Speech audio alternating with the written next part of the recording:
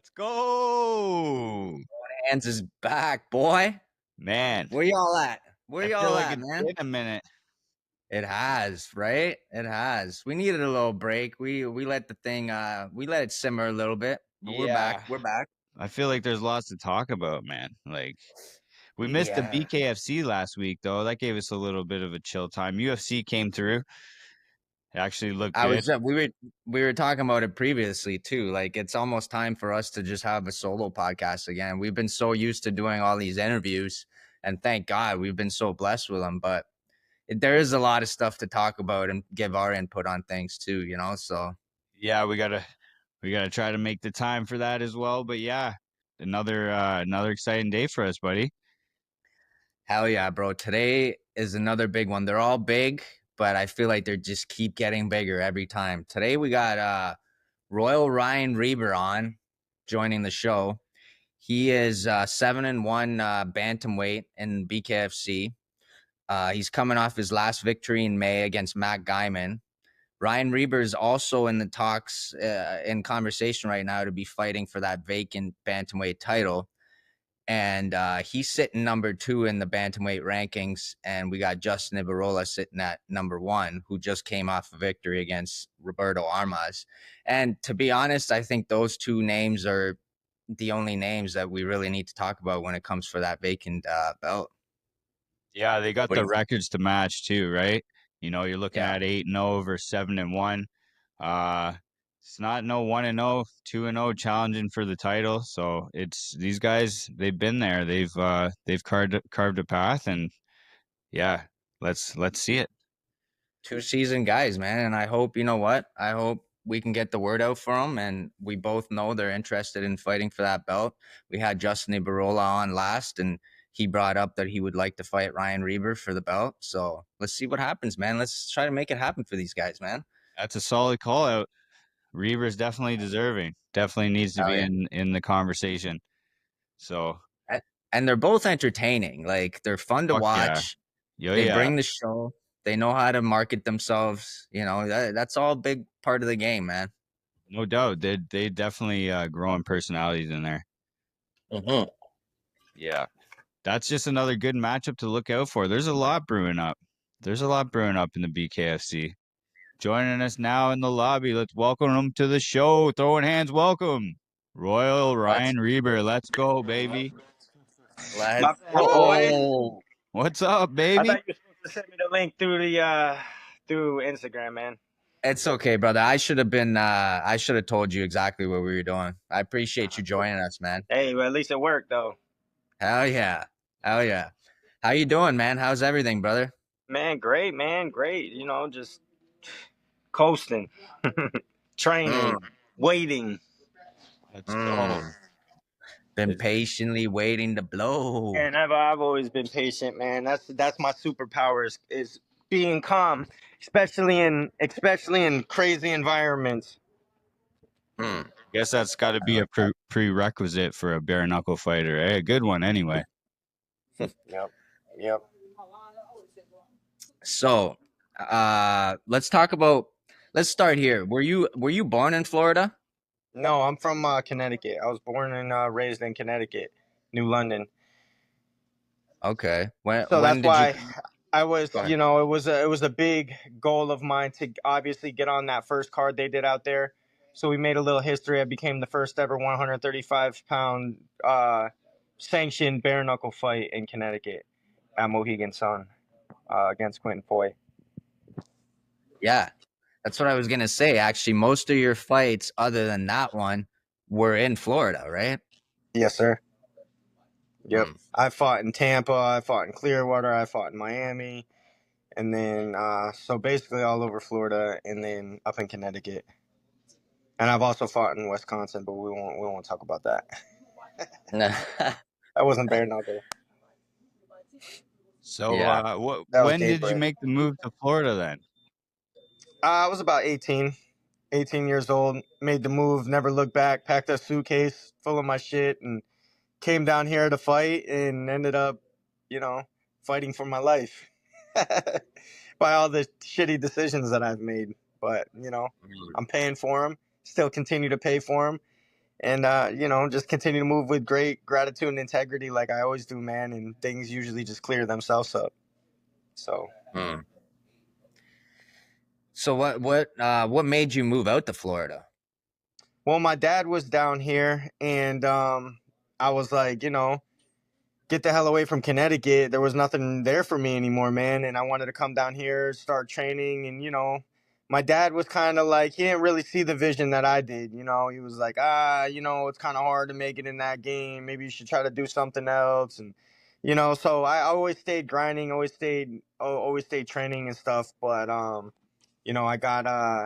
I got into cutting hair, man. And at first I was kind of like, it's not really what I want to do either. But, I realized how much of a not only barter system it was, but it's just a hustle, bro. You know what I mean? So I grew addicted to it, man. And I've always been a hustler and not just selling drugs. You know what I mean? Whatever, I could do to make ends meet with that wasn't illegal, or wasn't going to put me in federal prison for fucking 10 years.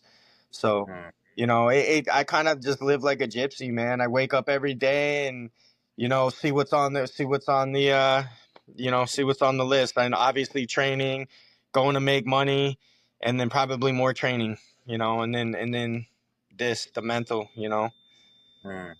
hit some meditation or whatever.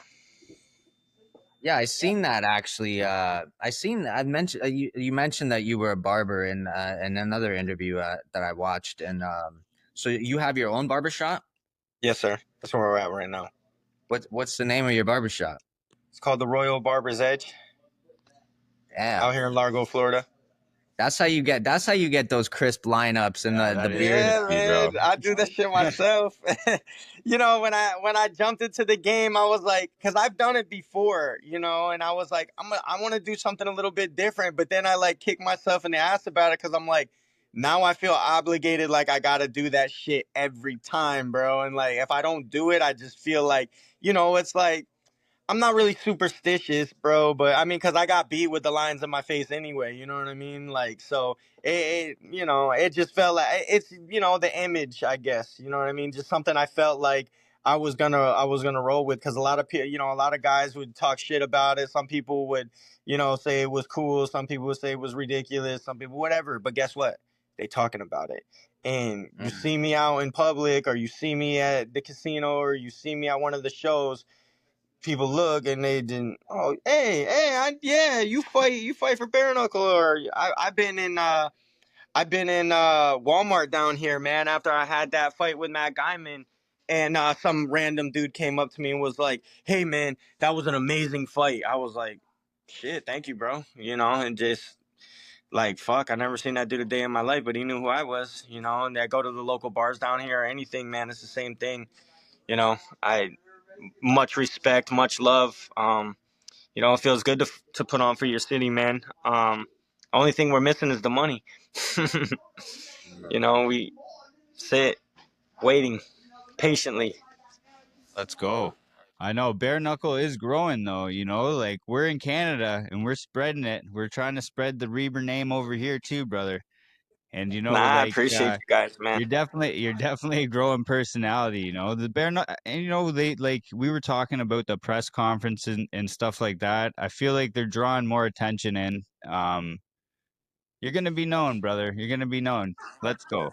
Uh, no, and, it's crazy, man. Because even being down in Miami and hanging out with Connor's people, and I got to finally like meet Connor, but he was in such a rush. I didn't really get to sit down and talk to him. But I was like, Connor.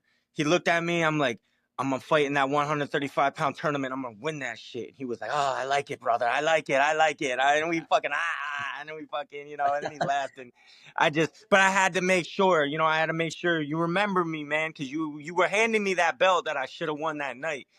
But universe has other plans, man. So, like I said, stay patient and keep following them, man. And It was boy, I haven't heard so many times in one weekend though how marketable I am, how much this and how much, I mean, from the guys in BKFC to Conor McGregor's people to talking to Conor McGregor's head coach, talking about possibly flying out to Ireland and training out there, for a little bit and whatever. The sky's the limit, really, man. But I strategically, it's like a chess game, man. I strategically put myself in positions to not only take over but win. You know what I mean? And that's what it's truly about. It's all about who you know, man. And I know once I get myself into the right eyes, into the right people, my whole life is gonna change, man. And I feel it coming, man. And I know it's coming. I just, like I said, I'm just patient, man. I'm patient, and you can't rush the process. And I mean, it's been a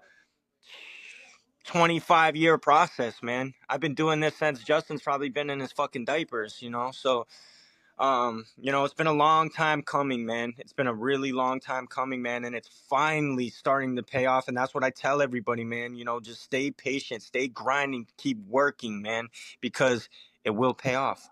Right when you think it's not going to pay off is when it pays off, though. Right when you opt out, or right when you leave, or right. And then you got to sit with it for the rest of your life. Like, damn, should have took that risk, and that's what brings me to, the Belias fight. I took that risk.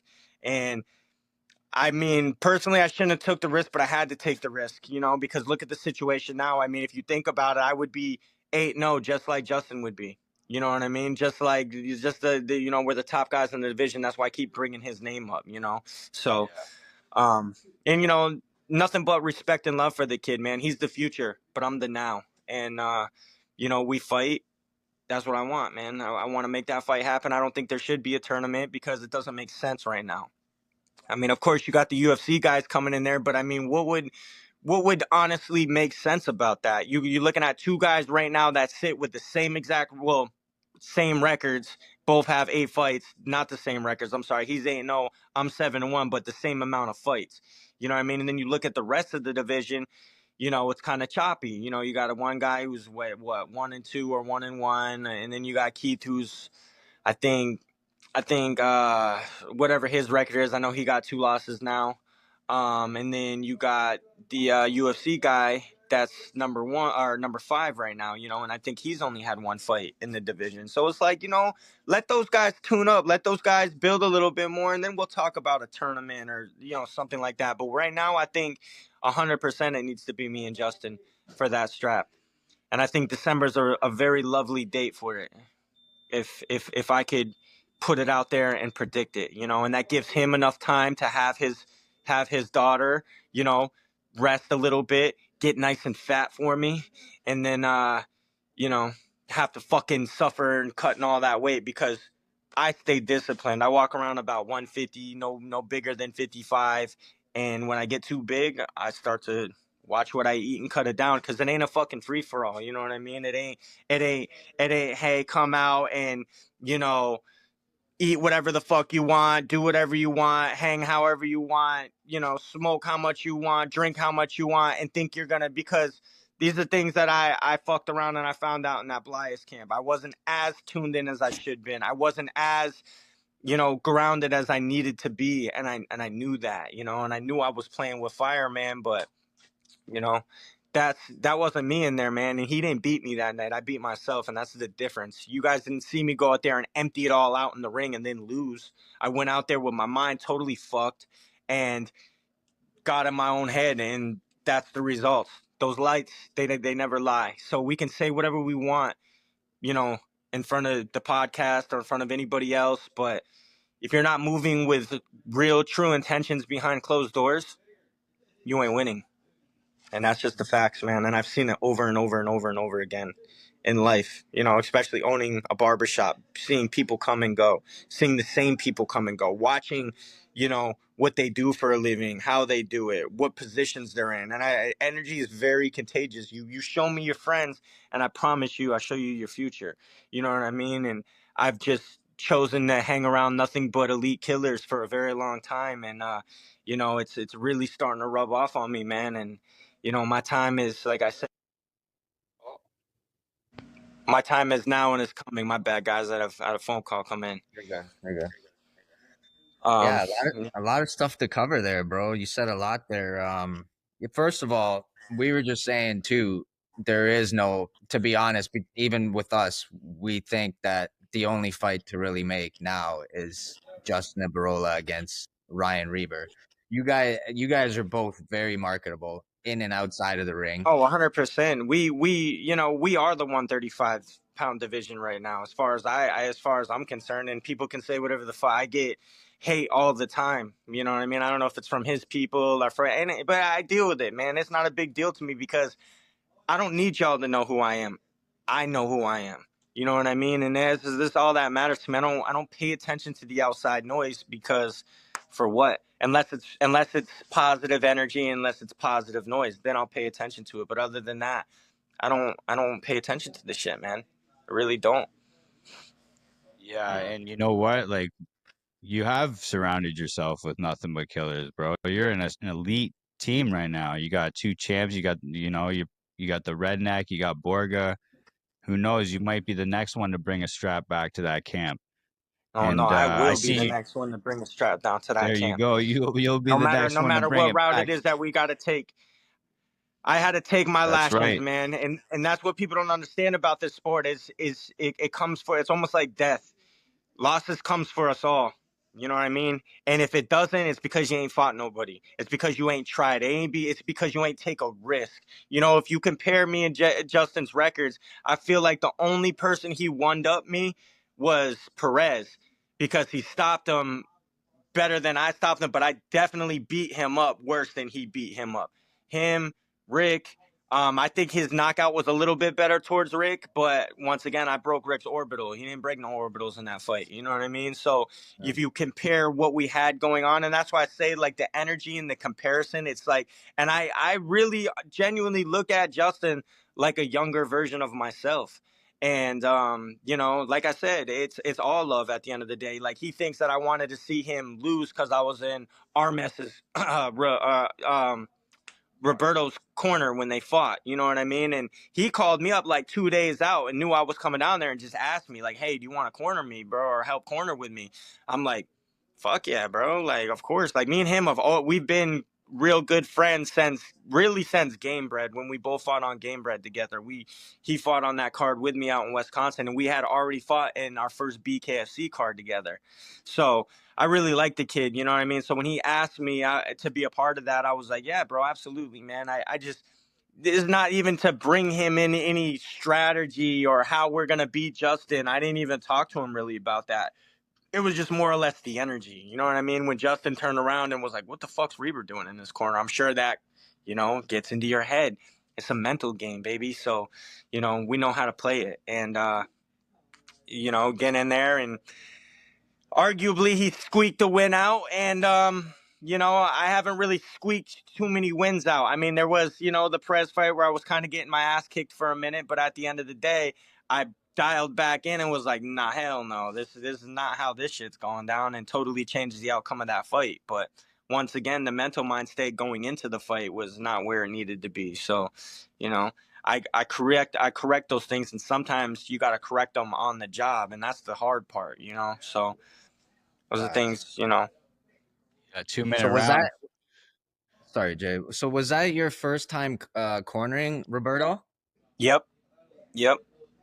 Yeah. And I mean, he asked, like I said, and I just, to me, man, it's, things are real universal, man. Everything happens the way that it's supposed to happen for a reason, man. So, I just kind of flow with it, man. I kind of flow with it and put myself into these situations to maybe get noticed, to maybe, help the next man out, to, put me in a better position. There's a reason why he had called me and wanted me in the corner that night. What the reason is, maybe I'll never know. But, I was there, and, I seen what I needed to see. You know what I mean? And I really, truthfully, don't feel like Justin's going to change that in his next fight, which should be us. I feel like it will be a tough fight. I feel like he's coming to fight. But like I said, he's the future, and I'm the now. And it's my time now. Do And you think the judges got it correct that night between him and Roberto? Uh, yes and no. I mean, it's arguable. Definitely arguable. I mean, it was definitely very fucking close. I think Armes could have done a little bit more to solidify it that he didn't. I told that to him. I said, I mean, so I could see it, man. I mean, shit. Look at the judges in Clearwater gave me and Matt Guyman a fucking tie round. I was like, what? And then the other two had it correct, but I was like, damn. So you leaving shit to the judges, man, and you going against the hometown kid. Basically, you're playing with fire. You know what I mean? So that's all I could really say about that, man. You know, I don't take nothing away from either one of them. I know Justin's got a lot of shit going on mentally. I'm sure there's a lot of pressure that goes along with this. And I understand all that. And like I said, you know, it's by no means is it, you know, do I dislike the kid? You know what I mean? But unfortunately, you're in front of me right now, man. And if we fight for that strap, we're gonna see who wants it more. And that's all I really gotta say. Yeah, definitely a close fight. It was a tough fight to call, I think, too, man. Yeah, and we had Roberto on our podcast previously as well, and we love Roberto too, man. Like we said with Justin when he was on our podcast too, these fights just hit a little bit different for us too. Once we get you guys on the podcast, build our connection with you guys, and it's just we don't want to see anybody get hurt after that. You know what I Nah, mean? So hell like, no, man. It's and what we do is brutal, man. It's rough, it's brutal, and somebody is going to get fucking hurt. There's just no way around it. And It's a yeah, beautiful what you're thing, doing really, behind but closed doors is going to be the deciding factor of who's going to be getting hurt the most in that fight. And I mean, sometimes, bro, you walk out of a fight, whether you're the winner or you're not the winner, and it still don't look like you're the damn winner. You know what I mean? In some of these bare knuckle fights. So, yeah, you know, it's a tough game, man, that we play. It really is. for But you sure. know, I definitely feel like we've earned that spot, you know, and things are, you know, they molded out the way that they should. You got what's his name went to BYB and up you know, lost. opens it up for us. I don't think that there should be a tournament. And I honestly feel like because Dave never mentioned anything about it that Saturday after the fights, I think he is reevaluating what he said and is probably gonna just announce me and Justin for the belt. I haven't got any inside information. I haven't talked to my manager. I haven't got any sort of insight. I just with these fights, I just feel like that's the way it's gonna turn around. Like you can almost feel like, and I've been pretty right a lot of the times when it comes to most of this shit, man. You know, so like once again, like I continue to say, man, I'm just gonna play the waiting game. You know, it ain't gonna hurt me to wait another couple weeks, maybe even a month. But like I said, in the process, in the time, the smart thing to do is stay ready, and that's what I'm doing. So, you know, 100%. Let's go, it is what it is. December. Let's see it. I'll That's fly what out. we're looking at, man. Let's go. That's what we're hoping for. Because I just know I've just heard through the grapevine that there's going to be a car in December. I hear people talking about it, and like I said, I just think the turnaround for September might be a little too quick for him. But I'm game for September too. Shit, you want to just get it over with in September? Let's do it in September. But Mm. you know, I'm game for whatever. I'm game for whatever route they want to take. But all I know is one thing: I'm coming for that fucking title, and I will be a world champion. I love the confidence, Yeah, bro. fuck yeah. It's inspiring. Well, one thing too that you definitely have a little bit of an advantage on that I'm seeing too is you fought for the title already. You had that chance, right? And I'm sure every fight comes with a whole lot of pressure. But I Oh. imagine fighting for that belt is added pressure that Justin's never felt. No, man, and that's why I said previously earlier, it's almost like death. It's coming for us all. That loss is coming for him. You know what I'm saying? One way or another, whether it's a cut, whether it's, you know, him just getting fucking his ass beat, whether it's him just getting outpointed, it's coming, bro, because I'm sorry, nobody's good enough to stop it. And not in this game. It's not I mean, who's undefeated right now?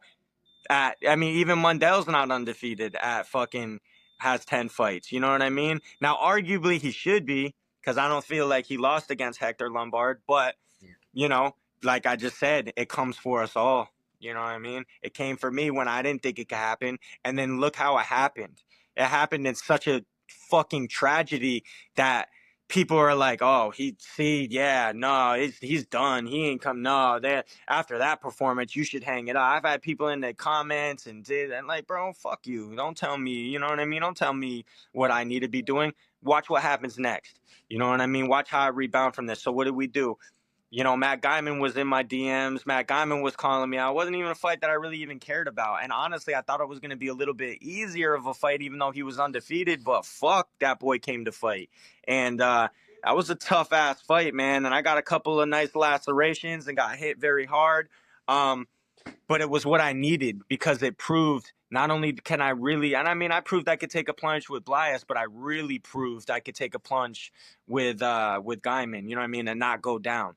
So I needed that, you know what I mean, and I needed to test my toughness. I needed to test my grit. I just everything. I needed that. I needed that fight back, and not only was it I sold 20,000 in tickets in my backyard, but it was absolutely electrifying. You know what I mean? Like, what better way to come back than to have a fucking fight of the night with an absolute savage and put me right back into contention? You know what I mean? Is how I feel about it, because those are guys that, you know, these other guys aren't quick to fight. You know what I mean? Like, I'm sure these names have came across a list and they're like, nah, I'm not fighting him right now, or nah. And the toughest thing in this shit is to fight those guys that are 1-1 or 2-0 or, you know, 3-1, or, you know, the guys that are underneath you, because they know what's at stake. They know what they're coming for. You know what I mean? Like, this was every.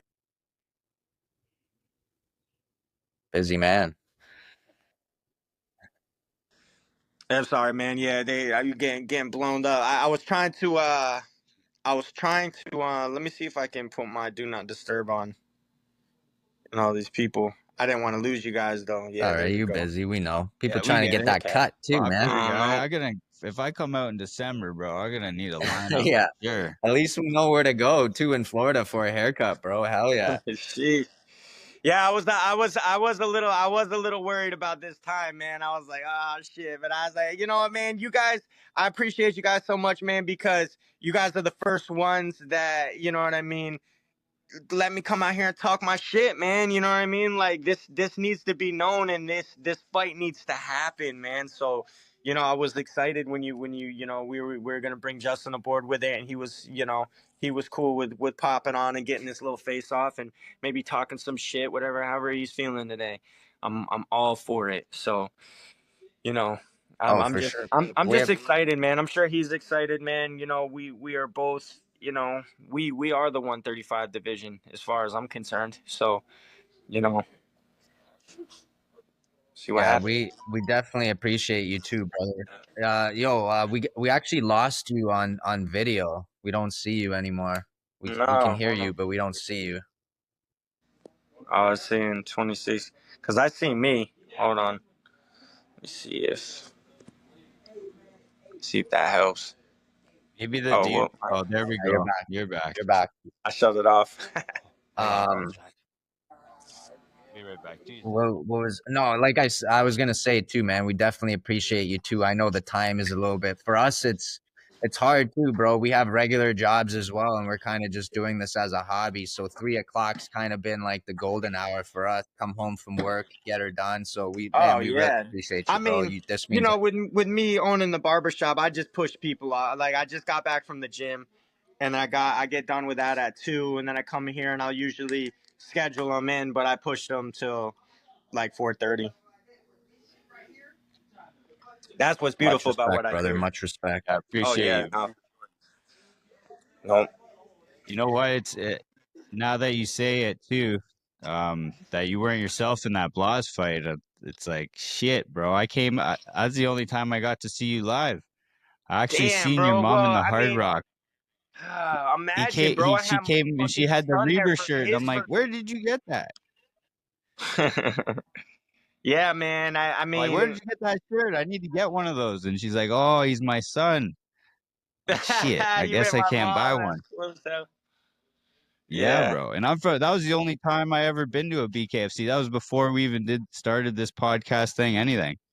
And I was like, Yeah, I bro, we got to mean, get into this bare man, knuckle. I'm such a spiritual person too, man. And I mean, when I knew it was on Friday the 13th, man, I already knew I was in for some shit, bro. I was like, I'm gonna try to flip it and wear the mask, and I got the Jason tattoo on my Yeah. arm.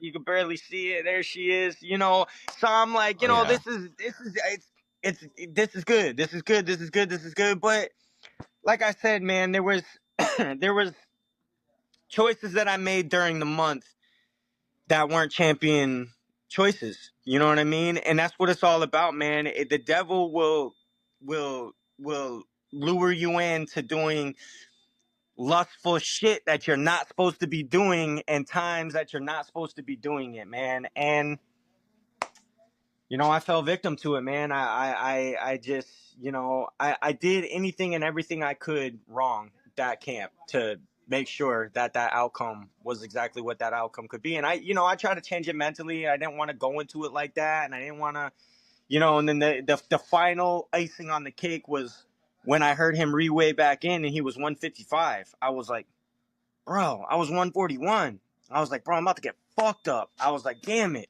I'm like, damn, man. Damn. And that's all I could think about walking out. I was like, I just couldn't, and I couldn't even transform that energy into, you know what? Fuck it. I don't even give a fuck if he's 200 pounds right now. Fuck it. Let's run this shit, because even Matt Guyman was 160 coming back in because I asked him, I was like, bro, how big were you coming back in? He was like, I was kind of big, bro.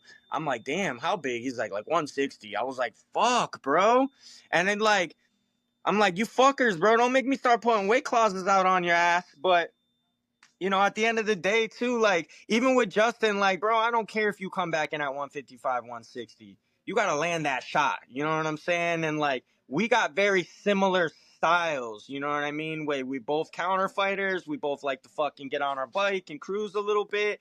But what makes us different is like you guys had mentioned before, the experience to go through it. Like he's really if you look at his ops, those were all a lot of the same opposition that I had. And the mindset was probably very the same. Like, bro, how the fuck is this guy going to beat me? How is this guy going to beat me? Now, when you look at a guy like Blias, I can't lie to myself. Like, how is he going to beat me? Well, he's fucking explosive. He's fast. And he punches like a fucking middleweight. You know what I mean? That's how he was going to beat me. And then, I'm going to lie to myself like, nah, I can handle that. Well, now I know I can handle that. So please, I wish I could have got put back in that situation to fight with Blias again, because that's the fight that I really fucking wanted. I really wanted that get back, bro. I really wanted to prove to myself that I could beat him because I know I could beat him. I've watched him box against fucking Timmy Mason. I don't know if you guys ever seen that, but they hid that shit from everybody. This kid beat the brakes off of him to the point where he shot in a double leg and dumped him on his head and got disqualified. And it was a boxing match. And Timmy went back on later to fight Brandon Allen and, gave Brandon Allen some tough work. And Brandon Allen's a tough ass dude. You know what I mean? He was supposed to walk through Timmy. And that was, I want to say Montana card or something, maybe. I think it was Montana. Not too sure. A while ago, last year.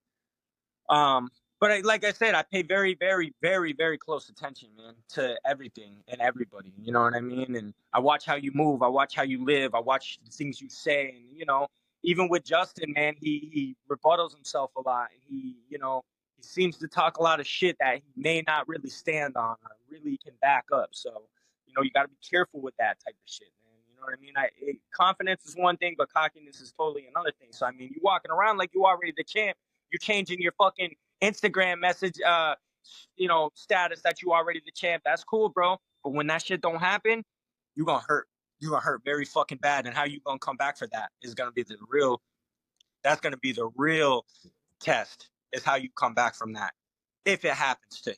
You know what I'm saying? But that's why I'm very picky and choosy about how I say it. When I tell you guys I'm gonna be a fucking world champion, I mean that shit. I really, truly, honestly feel and I mean that. And I felt it and meant it back then. But like I said, I guess it wasn't my time yet. You know what I mean? It really wasn't. But it's really up to us. It's what we're willing to do behind closed doors and who we're really truly truly are. And I mean, like I told you guys, I had to be a man about that and accept, like, yeah, I could cry about the weight, or I could cry about this, I could cry, but really, what was the real underlining issue was me, was the things that I did behind closed doors before that fight that wasn't champion level shit. It just wasn't, and I paid for it, and I understand that, and I can't lie about it. I can't, you know, put that to the side and push it to the side. Like, nah. And on top of it, he was the better guy that night, of course. You know what I mean? The dude's fucking. He's a damn Cuban experiment, just like Yoel Romero, bro. Like, these dudes are not even real humans. Like, I seen his arrest sheet when he had, that incident with Yoel. Like, I knew about all that shit, like, right after we fought. So we were patiently waiting to see if he was gonna get kicked out. We were just all quiet, waiting. And then, of course, he jumps ship because he can't get a fight at the Hard Rock because they banned his ass. So I don't know how long that was going to take to lift up. But BKFC is the type of promotion, bro, that if it don't make money and it don't make no sense, they're not fighting you anywhere else. Like, look at a lot of the Miami guys. I mean, even look at Luis Palomino. All his fights have been in Miami. You know why? I bet you guys can guess. Because he sells fucking thousands of dollars worth of tickets. But if you move them to anywhere else, you're not going to generate $100,000 in business with him. Like, bro, I seen it with my own eyes in the back room. He had fucking stacks of hundreds on the table. It was the most money I've ever seen at one fucking time. I looked, I was like, okay, boy. Trying to catch you. I sold a little 15, but you over here selling hundreds. You know what I mean? I'm like, fuck, man.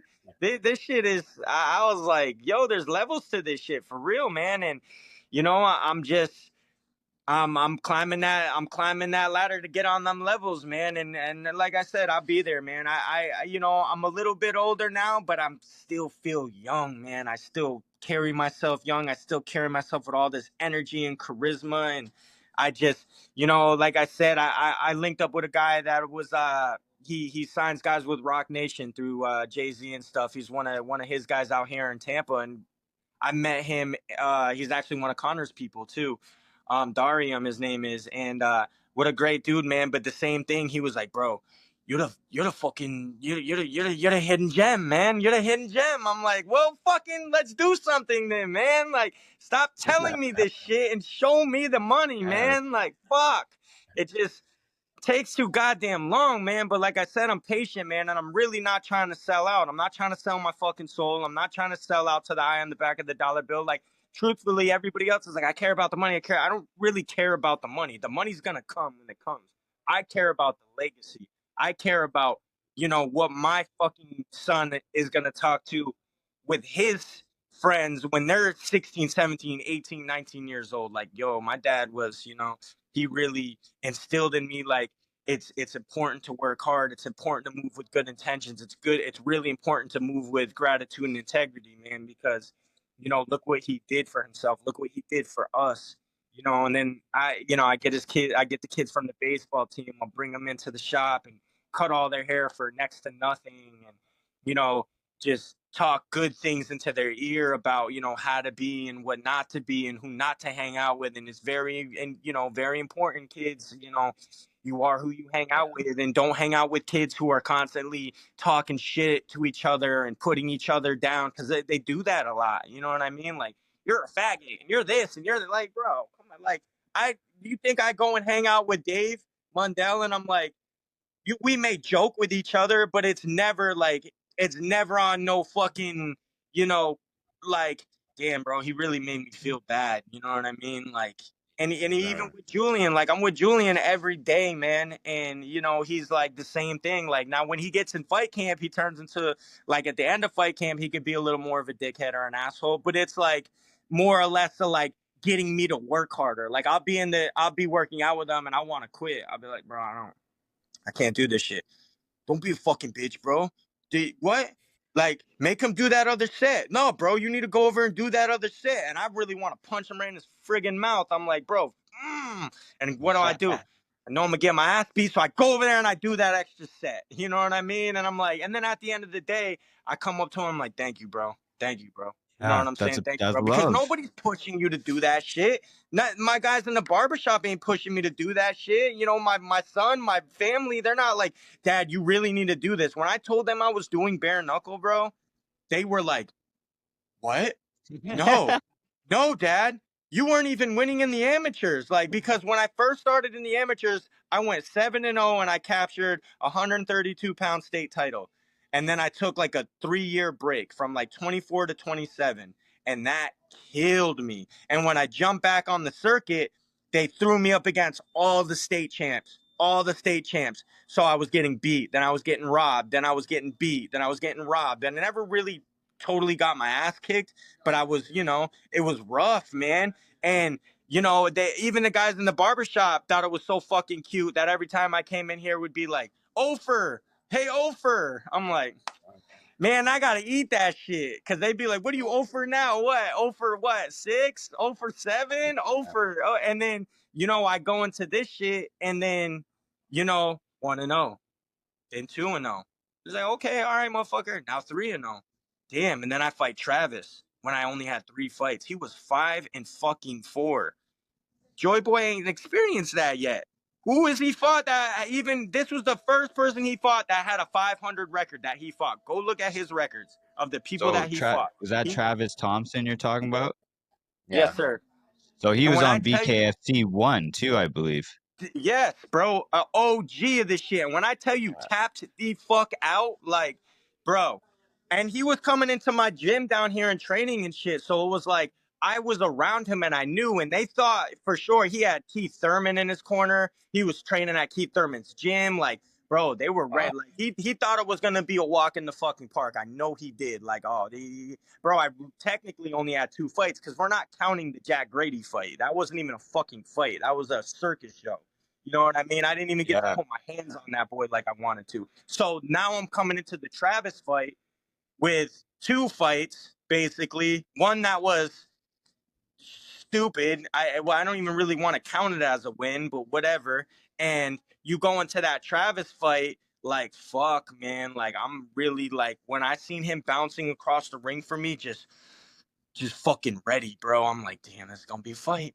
It's gonna be a fight. And, emptied my cup, went out there and flowed like water and did my thing, man. And then it went 6 rounds. And when I heard them say that, from the outside, I was like, because I could hear them go to the judges and say, it's gonna go 6. It's gonna go 6. I was like, what? What? I'm like, and you could see my whole demeanor change. I went from I thought I won to how the fuck am I gonna go an extra round? Like I couldn't even close my hand was like this. I was like, oh my God, bro. Like, and you could tell he didn't want it no more either. Like, fuck, bro, I can't go another round type shit. I was like, oh, here it goes. Do I want to win this fucking fight or do I not? And I mean, honestly, in my opinion, that's one of the more legendary fights that I've had, just because of like you guys said in the beginning, the what's going through my mind, man. And then for some reason, it was like the first match that my grandfather went to. You know what I mean? So it was like, and it was like lining up that all of a sudden all these people wanted to go to this event. I was selling a lot of tickets, and I'm like, okay, this is gonna be one of 2 things, either really fucking good or really fucking bad. Because now I got everybody's eyes on this shit. Now I can't fuck up. You know what I mean? So it's like, damn, bro. And then you got Travis who's punching concrete after our fucking fight, bro. Like, I'm like, bro, your hands don't hurt? He's like, nah, bro. Bomb, bomb. I'm like, bro, I can't even believe I just fought this fucking dude, bro. Like, this is I was like, I don't know what the hell's wrong with us, man. And I even said that shit to Jaron Warren after our fight. They got that moment on camera. I'm like, bro, I don't know what the fuck's wrong with us. But I caught I that, man. at the end of the day, man, bare knuckle gave me an extra life, man. And I owe it to Dave Feldman. He knows I'm his fucking guy. He may never want to admit it publicly or put it on camera or put it in comments, but I know I'm your guy, Dave. I know I'm your fucking guy, and I will be a champ. You know how I know that? Because he's the guy who selected me from the fucking tryouts in Tampa. That's how I know that shit. And when I tell you he was so, like, discouraged and kind of pissed off that I didn't accept the contract. And the only reason why I didn't is because I knew nothing about it. Like I was literally training in Tampa at this gym called Caltas, and they all rolled up in there to do tryouts. And Kevin Smith, I don't know if you guys know Kevin Smith, but he's a Canadian too. Nice horse. He's the one, yeah, exactly. He's the one who came through and was like, "Hey, brother, you should try out." I was like, "For what?" He was like, "Bare knuckle." I was like, "Fuck no, I'm not trying out for that. Like, I'm not doing that." And he's like, "Bro, just do it. It'll be good publicity." So I'm like, "All right." And I go get to trying out, and then Dave's pacing and watching and looking, and then he's like, "You, come here." I'm like, "What's up, man?" He's like, "What's your why? Why do you want to do this?" And I'm like, "I don't. This guy over here told me to try out, and I tried out, and here we are." And he's like, "Really? Like, all right, man. Well, the offer will be on the table if you change your mind, man. Fuck." And he even says that, like, if you go back and watch the tryouts, he's like, "There's two guys we really wanted, but I'm not waiting on nobody. These are the guys we picked." And guess who the guys were? Lorenzo Hunt and Gene Herrera. Like, and look who those guys are. Fucking, well, R.I.P. Gene, you know what I mean? But he fought in UFC. You know what I mean? Like he was a good fucking, those were good ass guys and then look what Lorenzo ended up doing. You know what I mean? He's legendary now, bro. And Yeah. those are the guys that I, was selected over.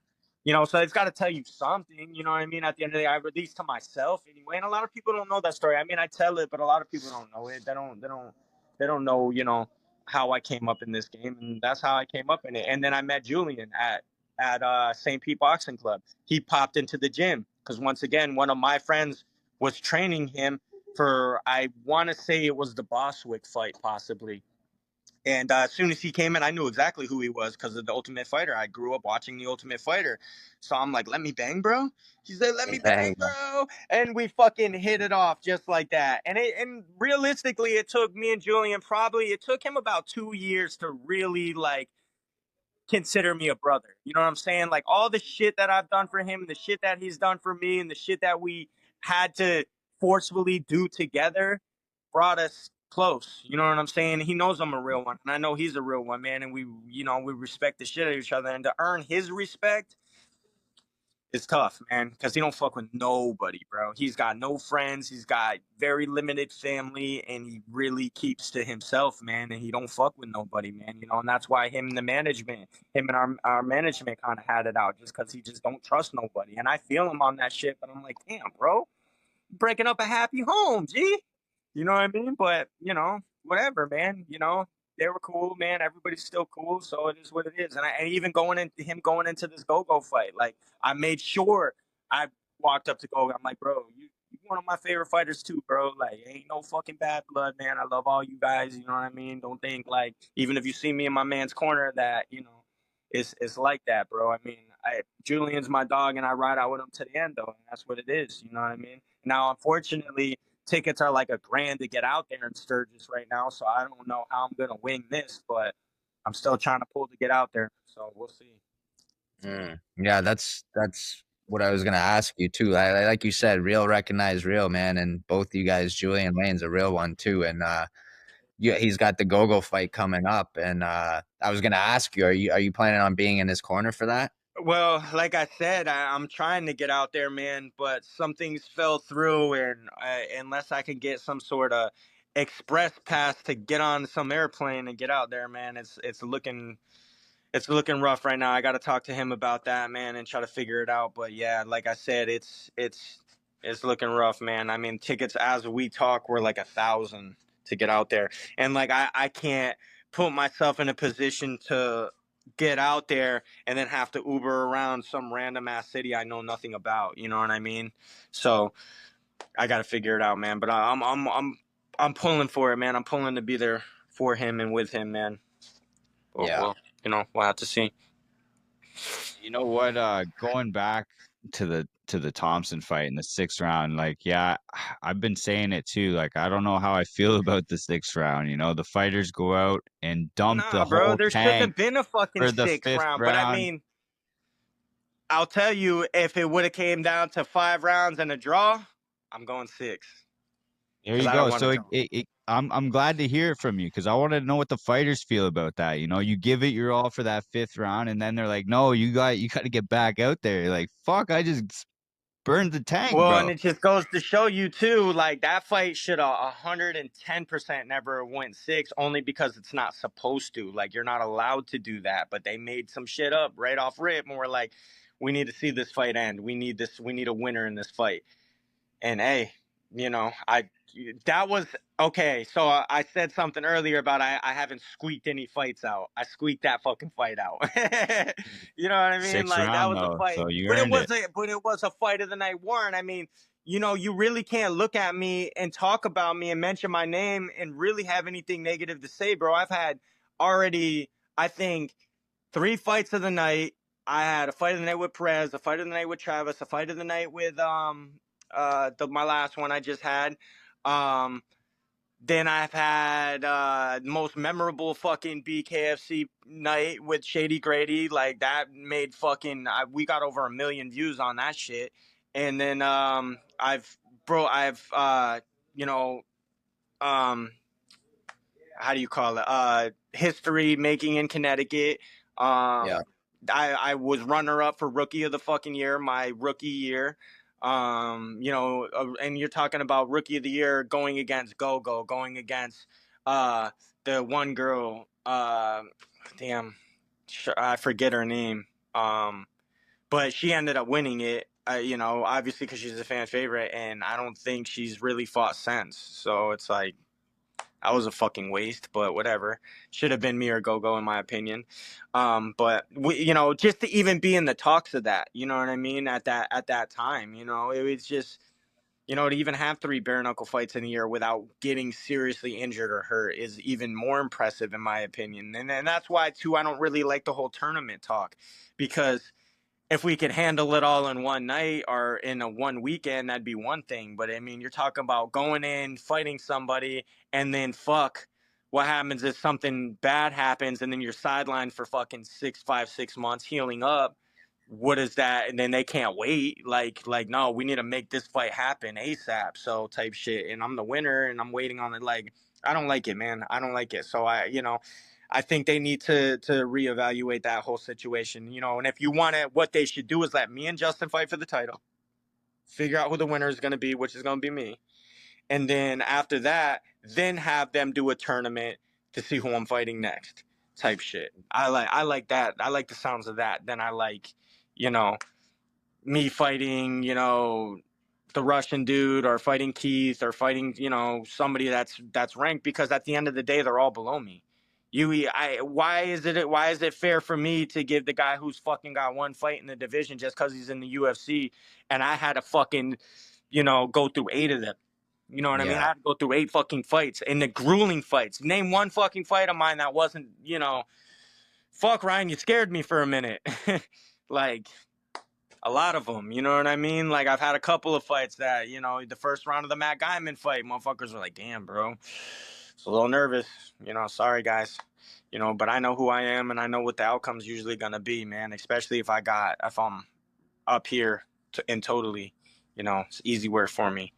So, Yeah. I'm That just that Guyman fight, it really was a great fight. Um, but yeah, if he was coming in at 160, one thing I will say though, even if he was coming in with that weight advantage, when you were landing your shots, like it was a lot more noticeable, like that the damage was wearing on him, right?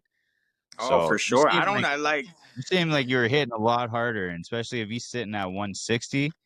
So you Well, and definitely, that's the thing. If I was sitting out, because I reweighed back in at like 46, so I was actually bigger than I normally am too. But that's what I needed, because in order for me to absorb those punches, okay, so the difference was when he hit me with that shot, my head went sideways. We got like 700,000 views on that fucking shot, and I ate it. I was like, boom, ate the shot, came back to reality real quick.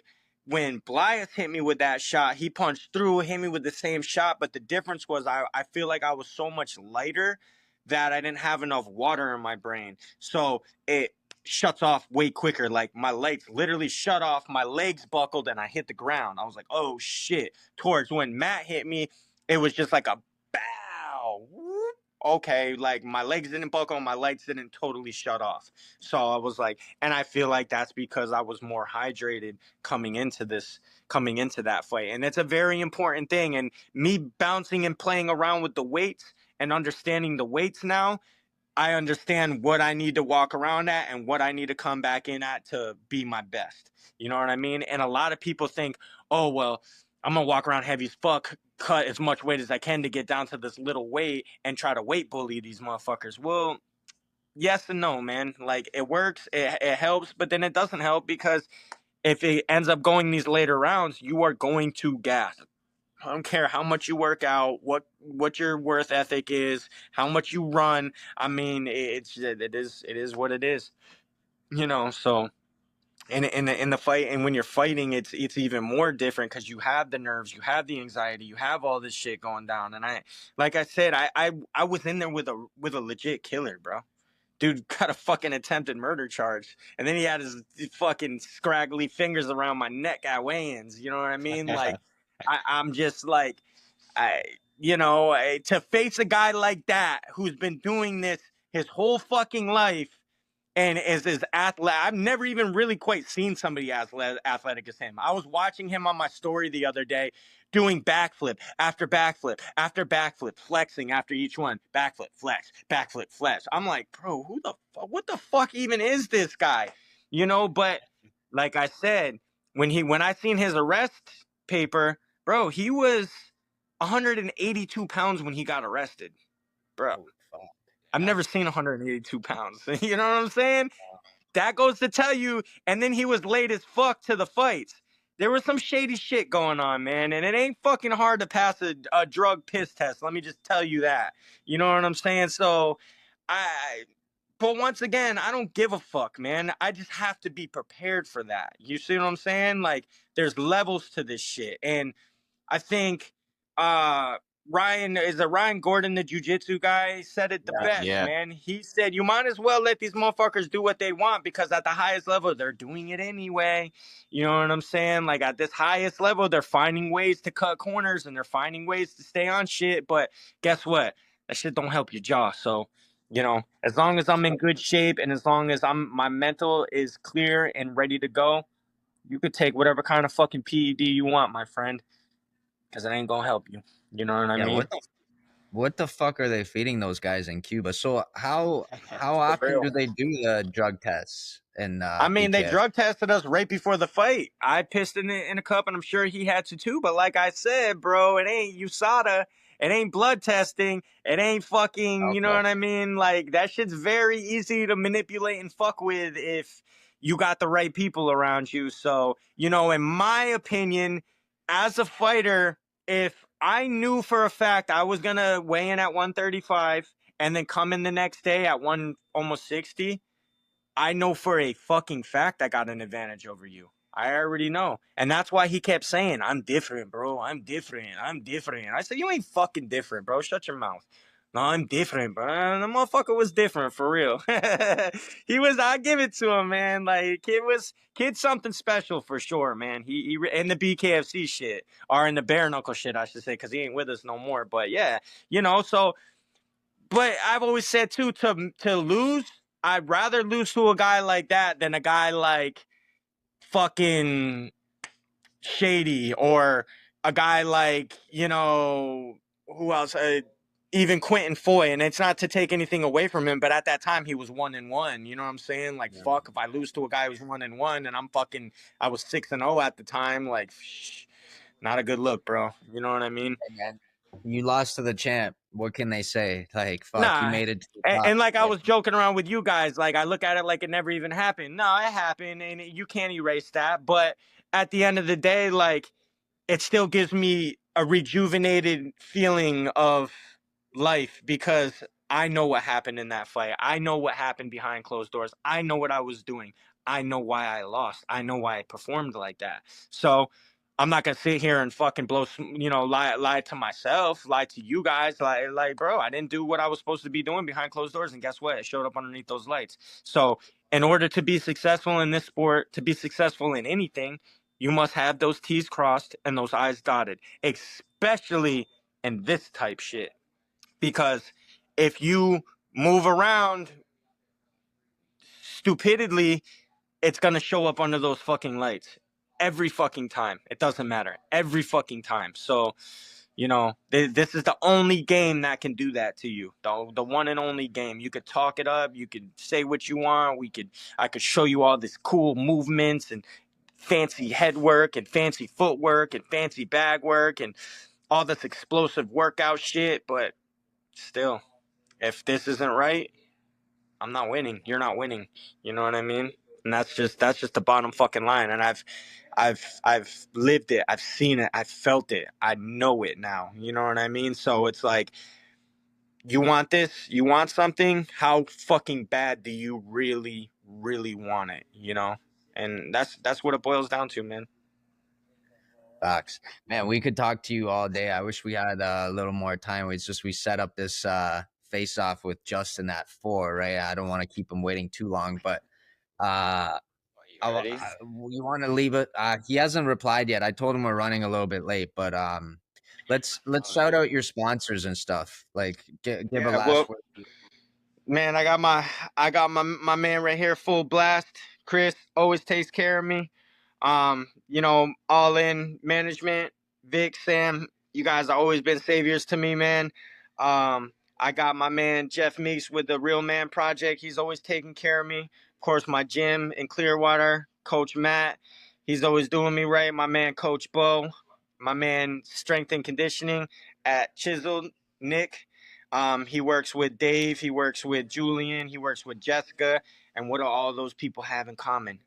They knocking people out. You know what I'm saying? Remember, you are who you hang out with. So, you know, other than that, everybody else who really truly gives a fuck and supports me, I appreciate all you guys, every single one of you, man. Nothing ever goes unnoticed.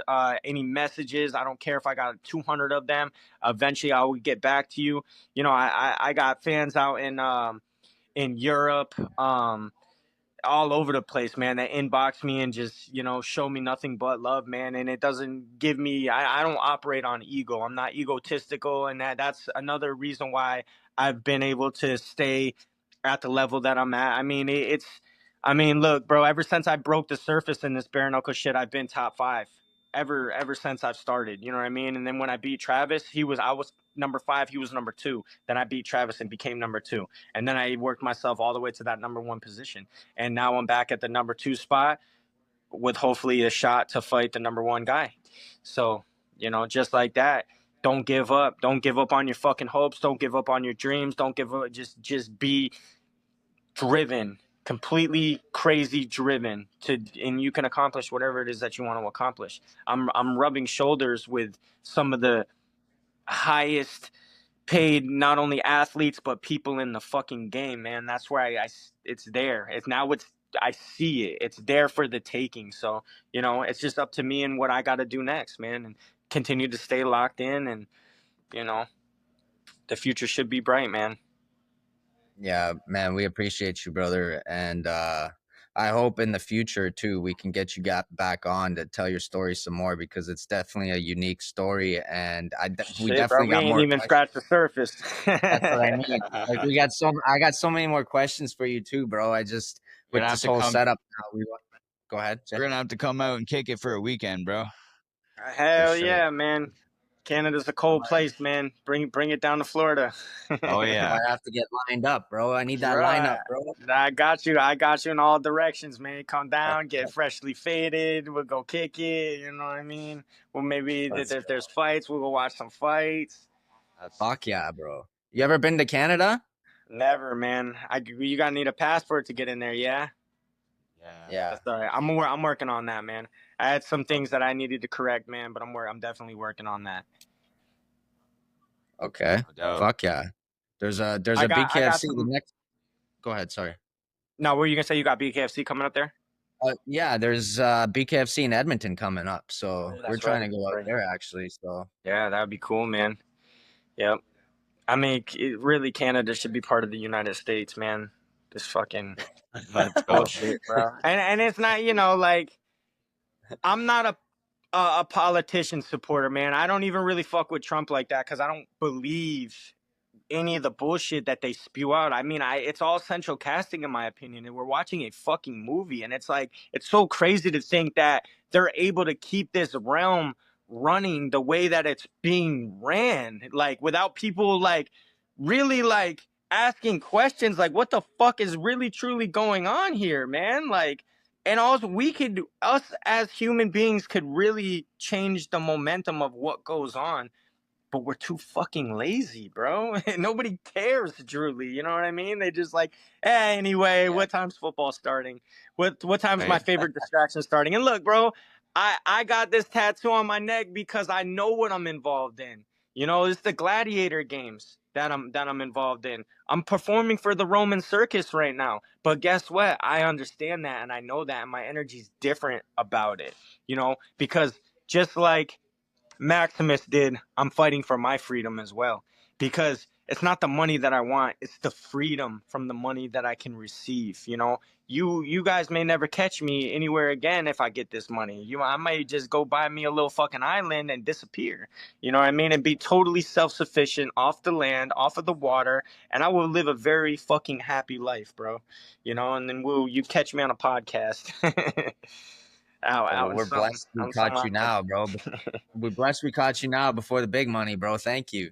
Nah, Right. shit. And you know, like I said, man, I seen you guys didn't have a huge following, but that shit don't matter to me either, man. You guys are doing the same thing that I'm trying to do, man. And I mean, any sort of publicity for me is good publicity right now, bro. You guys are giving me an opportunity to speak my mind, and that's why I'm talking so damn much, because obviously I haven't got to do this in a while. You know, I'm a type of person that, yes, I could talk to my mom, or yes, I could talk to Julian, or yes, I could talk to my wife or my kids, or you know, whoever it is I got to talk to, but they don't always understand it from a you know, fight perspective, or you know, you guys obviously pay attention very well to the sport, so everything that I'm saying resonates well. You know what I mean? Like, you've watched the fights, you've done the, you know, you've seen me perform, you know, so you know, and like you said, once you get us on the show, it better solidifies like, okay, that is a real motherfucker, he really is a genuine dude, like, you know. And that's really truly what it's about, because sometimes you see people and you're like, that dude's just an asshole, or he acts like an asshole. But then, like, even Connor, like when I first met Connor, when he had the belt, when I fought Blias, like, I didn't really like his energy, and I didn't really like him like I thought I would. But then when I met him again out in Miami, I was like, that motherfucker's, bro, he's just like me. I'm just like him. Like, we're really, like, our story is very similar. Like, even when I was sitting down talking to his head coach, you know, he was very intrigued by me. I mean, he even got up, talked to somebody else, and then came back and sat down just to talk to me at the cigar lounge. You know what I mean? So I was like, and then he had some other dude in a suit that was following us around all night. I was like, I don't know who you are, man, but you look fucking important.